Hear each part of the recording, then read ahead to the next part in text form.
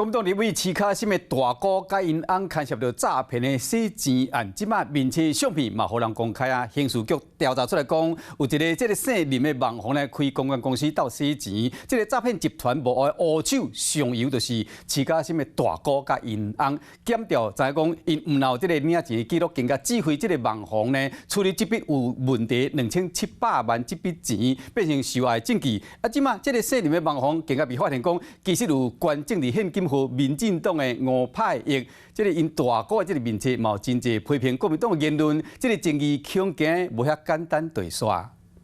古早低头毛造型，对镜头比 pose， 面册顶悬和朋友小酒食美食，推销家己的公关活动，看起来真专业。伊就是国民党立委徐卡心的大哥。另外一边，伊的翁婿嘛是穿甲啪里啪里，拢是工作的相片，看起来正向的两个人竟然涉入诈骗洗钱。但废止联盟完全没有更动到现况啊，对啊。所以现在我们的这个社会有死刑，还是有这些重大刑案发生。我伫咧广播节目中讲社会议题，这个临时网红因为和徐卡心的大哥是小学同学，警方调查一个假的投资案，发现车手收钱了后，到水房转销，拢总入去这个网红公关公司的口座，涉嫌洗钱，金流到2700万。警方阁发现徐卡心的老姓大哥和因翁大姓查甫人，就是这个公关公司的幕后黑手，捌有领钱的记录，阁用内底的赃款。技术临时网红处理金流对话记录，加做专案的关键证据，两人嘛互收押禁见。我吴佩益对诈骗集团是深恶痛绝，那我也呼吁徐巧芯。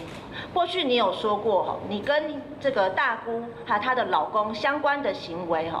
因为有不好的事情，所以呢，你选择不跟他往来了。所以是不是代表你过去曾经知道？这个涉案的临时网红虽然查出徐卡心大哥犯罪集团的成员，却发现私底下嘛有民进党政治现金。立委吴派役嘛伫咧面册公布金额，讲这个网红是个大学学长，伫咧正职的选举，伊嘛有收到政治现金，3年加起来是13000块。讲家己做人真坦白，袂讲话来赔回。不过伫咧第一时间讲和大哥无联络的徐卡心，佫互人压了讲，一家伙仔根本就有联络，帮忙办活动啊，所以就是说，其实他们结婚之后还是有那个许多联系。